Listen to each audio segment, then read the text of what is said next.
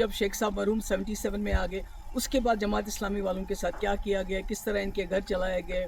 क्या क्या हमारी मुक़द्दस किताबें भी नज़र आतश की गई। सरकार जो है खामोश है, और इस बार तो सरकार हिस्सा बन गई। नेशनल कॉन्फ्रेंस के पास अपनी अक्सरियत है, उसके बावजूद वो इस किस्म के फैसले करती है। मुझे लगता है ये अफसोस के लायक है। सरकारी स्कूलों में जो चीज़ कमी है वो ये स्कूल पूरी करते थे, जिनका कोई नहीं होता था, और कम फीस लेके ये तालीम देते थे। तो ये जो फलाए आम के 215 इंस्टीट्यूशन स्कूल्स को टेक ओवर किया, ये जम्मू कश्मीर के जो तालीमी इदारे हैं, जो यहाँ के हमारे इंस्टीट्यूशंस हैं, जो हमारी यहाँ की सकाफ़त है, उस पर एक और हमला है। मैं इसलिए सकाफ़त और जम्मू कश्मीर के तशख़्ख़ुस के साथ इसको जोड़ रही हूँ, क्योंकि बहुत कम ऐसे स्कूल हैं FAT की तरह जो स्कूलों में इखलाकी इस्लामी तालीम के साथ जो रेगुलर एजुकेशन भी देते हैं। मतलब कोई आप किसी स्कूल का नाम नहीं ले सकते हैं जहाँ पर ये बैलेंस मेंटेन होता हो, और इन स्कूलों में से बहुत ही नामवर शख्सियत उभरी हैं, और इसके साथ हज़ारों के तादाद में, मेरे ख्याल में कोई 50-60 हज़ार तो स्टूडेंट्स हैं, टीचर्स हैं, फैमिलीज़ हैं जो जुड़ी हुई हैं। तो इस तरह से इसको इसको टेक ओवर करना, पहले तो जमात इस्लामी के तमाम एसेट्स को टेक ओवर किया गया, उन पर बैन लगाई गई,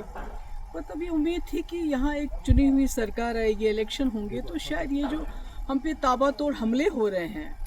हमारे तशख़्ख़ुस पे, हमारे हर इदारे पे, तो कहीं ना कहीं उसको वो रोकने में कामयाब हो जाएंगे। और शायद यही वजह है कि लोगों ने नेशनल कॉन्फ्रेंस को तकरीबन 50 सीटें दी, पार्लियामेंट में 3 मेंबर पार्लियामेंट दिए लद्दाख को लेके। तो पर अफसोस की बात है कि बजाय इसके कि वो इस चीज़ को रोके, तो ये गवर्नमेंट की तरफ से ऑर्डर आना, मुझे लगता है कि ये मतलब एज अ कश्मीरी, मुझे लगता है एज अ कि ये जो लोगों का जो भरोसा है उन पे क्या गुजरी होगी, मैं उसका अंदाज़ा नहीं लगाना चाहती, क्योंकि पिछले इलेक्शन में तमाम लोगों ने अपनी आइडियोलॉजी से बालातर उठ के, चाहे वो जमात इस्लामी थे, चाहे अहले हदीस थे, चाहे एम्प्लॉइज़ थे, चाहे टीचर्स एसोसिएशन थी, चाहे नौजवान थे, सब ने सोचा कि एक ही जमात को वोट देंगे ताकि ये जो तूफ़ान आ रहा है हम पे मरकज़ की तरफ से, इसको शायद एक जमात रोक पाएगी, एक ही जमात रोक पाएगी। क्योंकि PDP को तोड़ फोड़ करके PDP लगता था लोगों को ये ख़त्म हो चुकी है, ये मुकाबला नहीं कर पाएगी। तो ऐसे में ये होना, और अभी आपने देखा कुछ देर पहले जो हमारी उर्दू ज़बान है, सरकारी दफातर में से उसको तकरीबन ख़ारिज किया जा रहा है।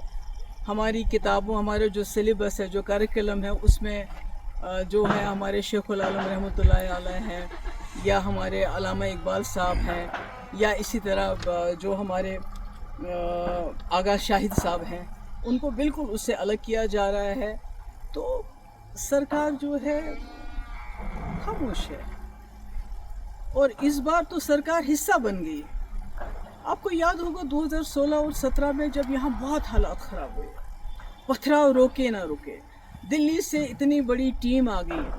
बड़े बड़े मिनिस्टर्स की, बड़े बड़े पॉलिटिशियंस की, और हुर्रियत के दरवाज़ों पे गई कि आप दरवाज़ा खोलिए, हमसे बात कीजिए, दरवाजे बंद कर दिए। यानी इतने हालात ख़राब थे। उस वक़्त मेरे ऊपर बहुत प्रेशर आया था कि आप जमात इस्लामी के ऊपर क्रैक डाउन कर लीजिए,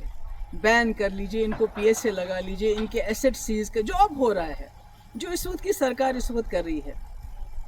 मगर मैंने सोचा कि अगर मैं अपने ही लोगों पे बिला वजह इस किस्म की कार्रवाई, या तो कोई सबूत हो कि भाई इस वक्त ये कुछ ऐसा कर रहे हैं तो आप कोई एक्शन लोगे, मगर सिर्फ इनकी आइडियोलॉजी की वजह से किसी ने जाके दिल्ली में चुगली खाई थी कि भाई वहाँ जो भी कुछ कर रहे हैं वो जमात इस्लामी के लोग कर रहे हैं, जो पथराव हो रहा है, जो मुल्क के मुखालिफ जो मुहिम चल रही है, वो सब जमात इस्लामी। पर मैंने उस वक्त स्टैंड लिया, जैसे मैंने कठुआ में स्टैंड लिया। हालांकि मेरे पास अक्सरियत नहीं थी, हम PDP BJP सरकार में बने हुए थे। आज नेशनल कॉन्फ्रेंस के पास अपनी अक्सरियत है, उसके बावजूद वो इस किस्म के फैसले करती है। मुझे लगता है ये अफसोस के लायक है, और इसके बारे में क्या कहूँगा। वैसे तो लोग कहते हैं कि कहीं ना कहीं नेशनल कॉन्फ्रेंस और जमात इस्लामी का पुराने वक्त से चल रहा है, कि जब शेख साहब मरहूम 77 में आ गए, اس کے بعد جماعت اسلامی والوں کے ساتھ کیا کیا گیا, کس طرح ان کے گھر چلائے گئے, کیا کیا ہماری مقدس کتابیں بھی نظر آتش کی گئی. اس کے بعد 87 کے بعد کیا کیا گیا, جو فلاح ایم ٹرسٹ کے ٹیچر ہیں ان کو کیسے پبلک سیفٹی ایکٹ لگایا گیا. اور آج 2025 میں اب ان کے جو سکول تھے, جو لوگوں کے غریب لوگوں کو, غریب بچوں کو, کیونکہ آپ نے دیکھا کہ سرکاری اسکولوں میں جو چیز کمی ہے وہ یہ اسکول پوری کرتے تھے, جن کا کوئی نہیں ہوتا تھا اور کم فیس لے کے یہ تعلیم دیتے تھے. تو آج انہوں نے اتنا بڑا سسٹم جو ایک بنا ہوا ہے اس کو ایک حساب سے تباہی کے دہانے پہ پہنچا دیا ہے. کئی گھر اس کے ساتھ وابستہ ہے, کئی ٹیچر, سب کا مستقبل جو ہے. میم آپ نے ایجوکیشن